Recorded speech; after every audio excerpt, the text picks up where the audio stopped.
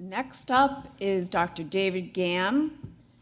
David Gamm is the Emmett A. Humble Distinguished Director of the M. McPherson Eye Research Institute, the Sandra Lemke Trout Chair in Eye Research, and the Professor of Ophthalmology and Visual Sciences at the University of Wisconsin-Madison.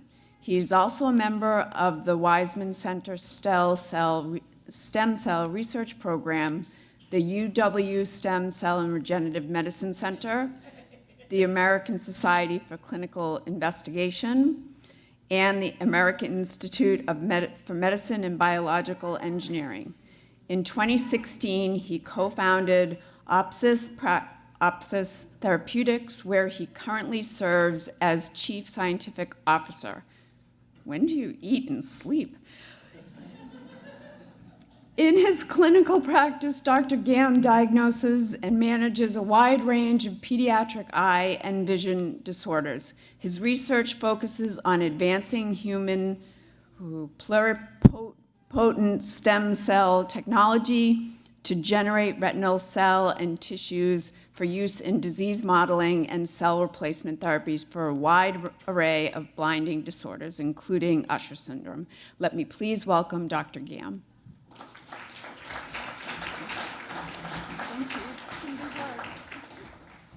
All right, thank you very much. I'm a ridiculously tall white man, and 8 weeks ago I could have told you I was wearing a blue shirt because I always wear blue shirts and I don't have that much fashion creativity. So I also want to thank the Usher syndrome for allowing me to talk today.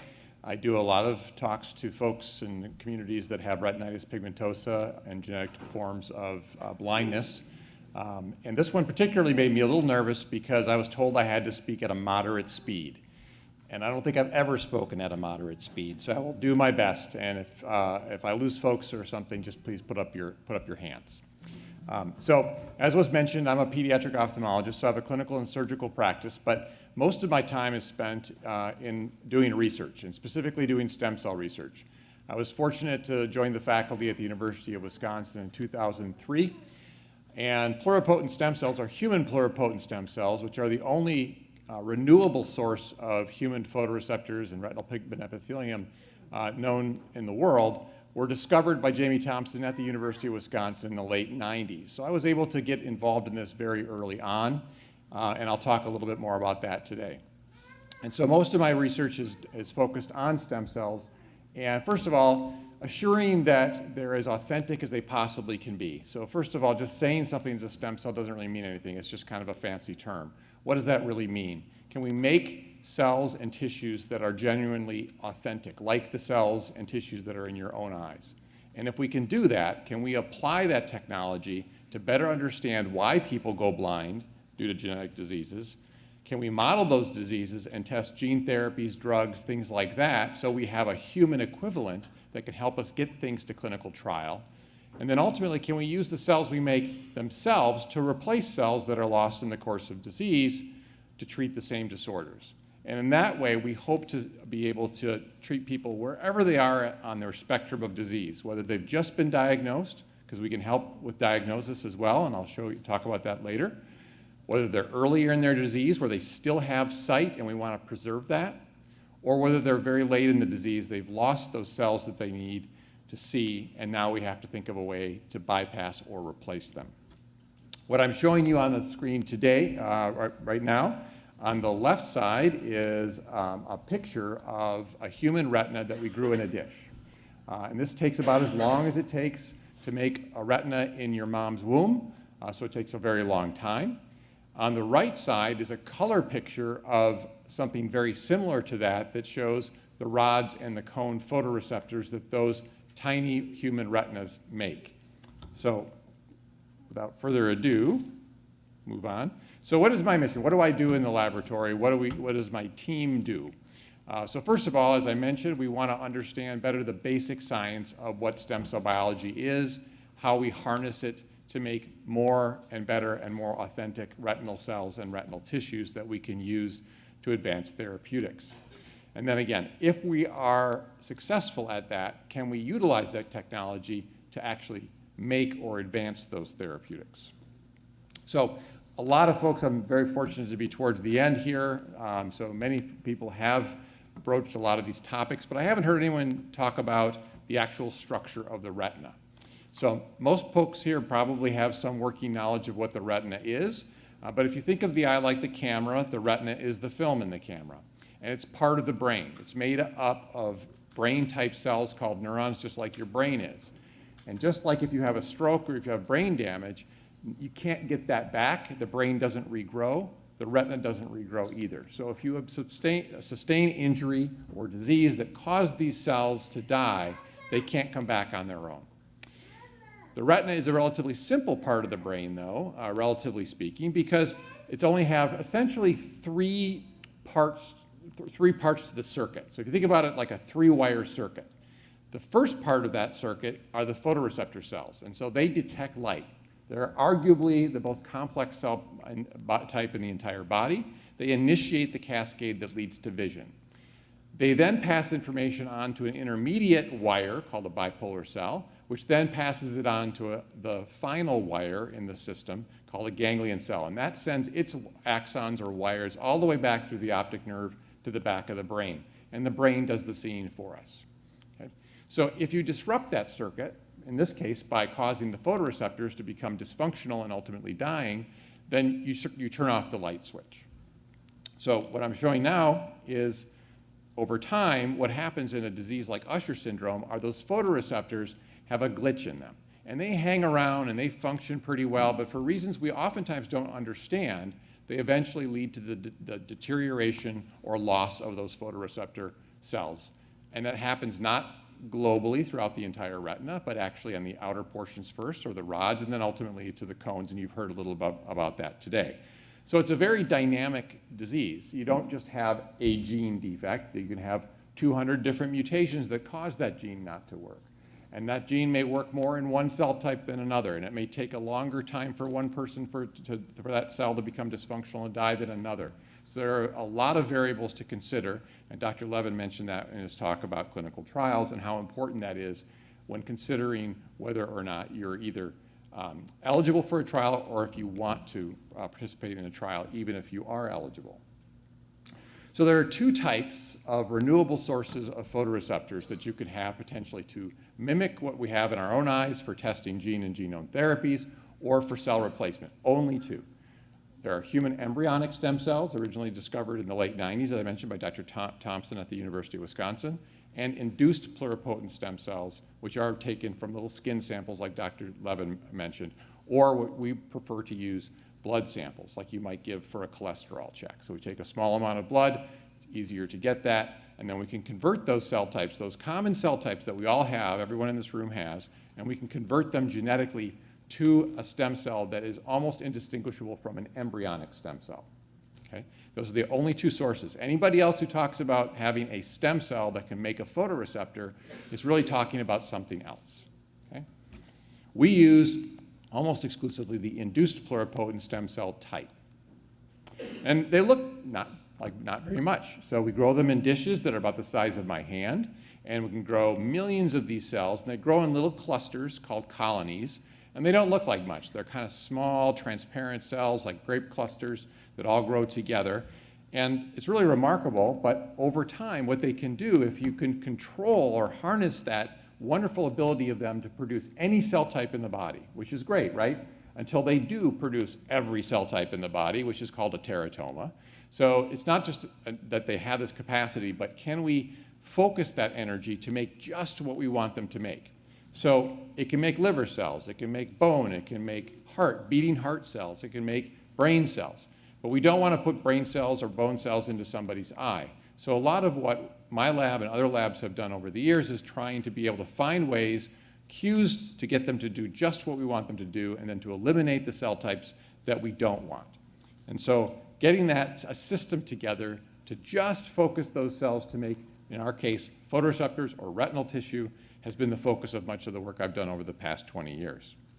And so just to give you a little insight on how we do that, so when we first start out at about 30 days, takes about 30 days from starting this whole process with pluripotent stem cells that don't know what they want to be when they grow up yet, we start to see these tiny little, like pinhead-sized what we call golden Cheerios. So they have this bright kind of mantle to them. And we can look at them, and now we know that, oh yeah, those are going to be retina. Those are little tiny baby retinas. And if we treat them nicely, we'll, at the end of the rainbow, hopefully get something that's a functioning retina. So that takes time, as I mentioned, about the time it takes during gestation to make a retina in your mother's womb. And so there's a long period of time where cells are being born, and they're layering out appropriately, just like the layers I talked to you about. The three wire circuit is being formed in a dish. Again, all from nothing that was up. It all started in an incubator in a lab, and it ends in an incubator in a lab. None of this saw the inside of any living organism. And at the very end, we see what are our most mature structures, or the end stage retinal tissues that we form in the lab. And they have hair-like structures on the surface of them. And those hair-like structures are the antenna or outer segments that photoreceptors have to detect light. So if we look at that light, at the end of that whole process, just at the most mature ones, and we look at the photoreceptors, they form a layer on the very outside part. And in red here are the cone photoreceptor cells, which are the cells we use to see colors, to read, to recognize faces. So the most important photoreceptor cell type that we have, that we utilize as humans. And they have all of the parts that our photoreceptors have in our own body. Now, if you compare what we can grow in a lab, which is shown here, to actual human photoreceptors taken from a deceased individual, an adult human, you can see that they look pretty similar. Now, for those who can't see it, I would describe the real human photoreceptor cells as like George Clooney. So it's really good-looking photoreceptor cells. And then the ones that we grow in the lab kind of look like me. They're human. They're roughly equivalent, but no one's going to confuse them as being the exact same thing. So how do we know then that they can do the same thing? So do you have to be beautiful to function as a photoreceptor? No, you don't.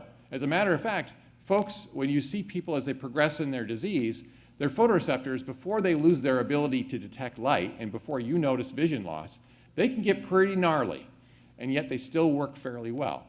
So we don't have to make a gorgeous, beautiful movie star photoreceptor. We just have to make one that we know can do the job. So how do we know that they can do the job? So this is work we've done over the last 5 years with a lot of collaborators. And the first one is, can they detect light? That's what a photoreceptor has to do. I said that's the first thing it does, is detect light.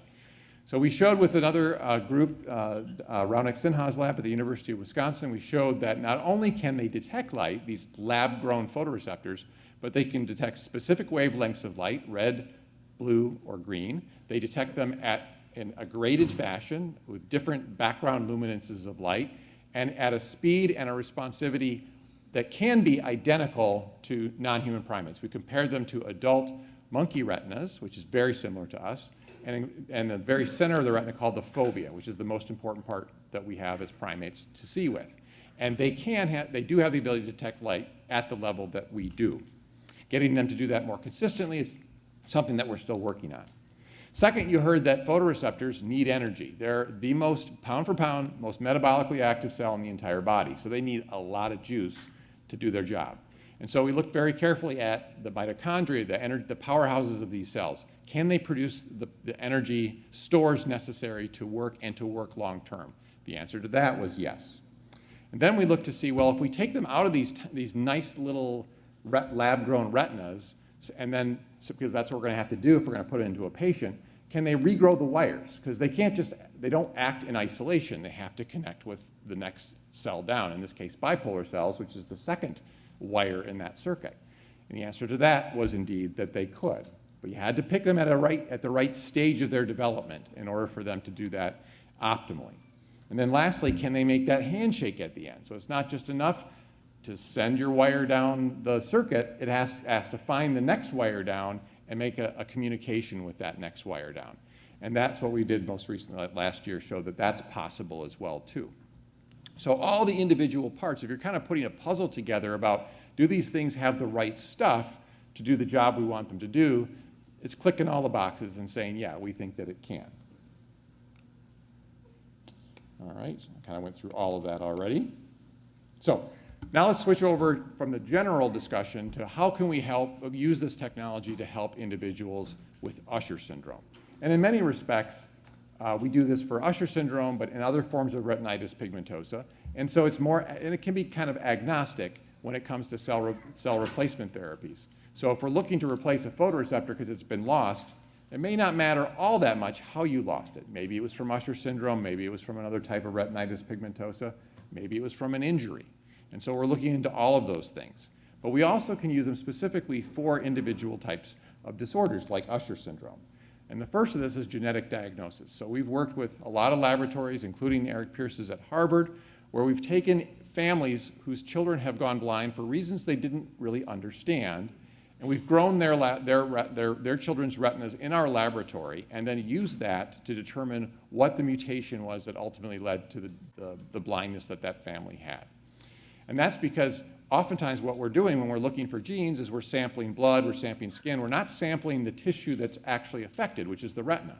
These folks are otherwise normal, it's just that they're blind. And oftentimes you can find that gene when you test their skin or their blood, but sometimes the parts that are important that lead to ultimately the disease can only be found when you look at the genetic message that's present in the tissue that's affected. So we can't take out tissues from these children or these adults, we can't blind them by taking their eyeballs out, but we can grow their retinas in our lab, and we can grow them in unlimited supplies and use those for genetic diagnosis. It's not cheap, it's a very expensive study to do, but we've shown proof of concept that that's possible. Then we can understand the mechanism. So as I said earlier, we know that photoreceptors die in a whole host of different genetic disorders, but we don't oftentimes know why that's the case. We can point at the gene, but we don't know why that gene domino effects to something that's so devastating that the entire cell decides to give up the ghost and go away. If we can understand that, then maybe we have ways that we can intervene not just at the individual gene level, but looking at downstream effects of that genetic mutation, so we can find combinatorial approaches to improving vision or preserving vision. And then we can build models. So we can take those individuals that have these diseases, build their models, so make their retinas in a dish in our laboratories. And then we work with academics as well as companies to test gene therapies, genome therapies, drugs, to see if we can slow down the process without having to do those studies in humans or sometimes in animals. When we have animal models, they're very valuable, but many of the diseases that we're talking about don't have adequate animal models, especially when it comes to vision loss. That includes much of Usher syndrome. So being able to build model systems that are from actual human patients with Usher syndrome is one piece of the big puzzle of developing model systems to advance therapeutics. And then lastly, retinal cell replacement therapies. So this is kind of what everyone thinks about. I like to talk a lot about the other applications that don't require us to put cells back into a human patient, which is kind of scary, but something I think is coming down the line and something we're involved in very heavily. But I also don't want to leave without talking a little bit about what people are interested in, which is can we replace the photoreceptors once they've been lost? So first step is to take what we can do in the lab and can we convert it to something that is safe enough to put into a human and scale it up. So cost was discussed before too. In our case, we're looking at what's called an allograft approach, where we're trying to do a one-size-fits-all. And so what we've done in the laboratory now, we can do with what are called tandem 3-liter bioreactors. So we can produce hundreds of billions of human photoreceptors at a time and then cryopreserve them, and such that we would be able to treat the entire population of, say, Corpus Christi, Texas. I have no idea why I always say that. I always say it, but why I picked that town, never been there before. But it has roughly the population that we could treat with what we can make on a clinical level in the laboratory. In this case, is part of one of our partner industry companies that have worked with us. We then want to try to make more of the red and the green cones, the cones that allow us to see centrally and to see colors. So a lot of what we make, about 80%, normally are rod photoreceptors, which are great, we need them. But the cones are what when we lose those, that's when we lose the ability to read and to recognize faces. And so we've been able to manipulate the system to augment or enrich for those red or green cone photoreceptors, which hopefully will, down the line, afford better visual acuity in future trials. Then we want to be able to get the cells to the right place more efficiently. And so for that, we've also used scaffolds. So we have developed biodegradable micro-thin scaffolds, I'm showing you something that looks kind of like a honeycomb. We can place the photoreceptors into those little wells, and it allows us to more precisely deliver those cells to the subretinal space. These are photoreceptors shown in green sitting inside some of those hexagon-shaped honeycomb wells. We can also line it first with a helper cell called retinal pigment epithelium, and then put the photoreceptors in the residual well so that we can provide two, kind of the Batman and Robin of the initiation of vision. And then after we do all of this, we want to be able to try to assess function. And actually, this has been a little bit in animal models, a little bit disappointing. There's been evidence to suggest that you might be able to improve vision, but oftentimes it uses models like the RCS rat, which kind of get better no matter what you do to them. And so, and part of the reason I think with cell therapies is that we're putting human cells into animals. And just like I can't test kidney transplantation by putting a human kidney into a pig, it's hard to put a human cell into an animal and expect them to make a nice, fun connection with one another. And so it limits what we can expect. That being said, we do a lot of this work with the National Alliance to using pig. We've also used non-human primates, rats, mice, things like that. And this is an example of one of the surgeries that we've done to implant one of these scaffold-filled photoreceptor transplants into the subretinal space of pig. So lastly, just to finish up, and I've gone over and I apologize, is I want to reiterate something that Dr. Levin said too, which is, we really have to manage expectations. These are early stages for a lot of these technologies. And the Wright brothers, when they thought about flying, didn't immediately sail or fly across the Atlantic to Europe, right? They were hoping to get their glider off of a sand dune in North Carolina and not break their neck, right? So ultimately, what did that lead to? That led to iterative stages. Somebody said, wow, this kind of works, this is great. And then it got improved upon over time to where we are today. Computers, any cars, any technology you can think of takes time to get to its pinnacle. That's the same with cell therapies, gene therapies, anything else. So we do have to manage expectations and first do no harm, as Dr. Levin mentioned. And then lastly, because it takes time and it takes thought, there's a space that's left there for shysters and snake oil salesmen to come in and say, hey, stem cells, everyone says it'll cure anything that ails you. So come spend some money with us and put yourself in harm's way and we'll fix you. So the best thing I can tell patients, and I tell my patients, is if anyone asks you to pay for something, take it with a huge grain of salt, because most clinical trials or legitimate clinical trials or anything to do with stem cells at this stage are experimental, and they will pay you for your expenses to be enrolled. If they're asking for you to pay sometimes $10,000, $30,000, $40,000, it is a for-profit, conflict of interest, stem cell clinic that's on a corner. It's almost assuredly a sham and may actually put you in harm's way in terms of loss of vision. So be very careful about those individuals. Lastly, this is my laboratory from a couple of years ago, but I had a nice view of Lake Mendota at the terrace at the University of Wisconsin on a nice summer day. And with that, and this is, and I want to mention, she couldn't be here because of the whole rigmarole with regard to Microsoft yesterday, but Dr. Celia Bisbach is a new postdoc in my lab who is focusing entirely on Usher syndrome, and I'm very excited to have her, and she'll come next year maybe. And thank you very much.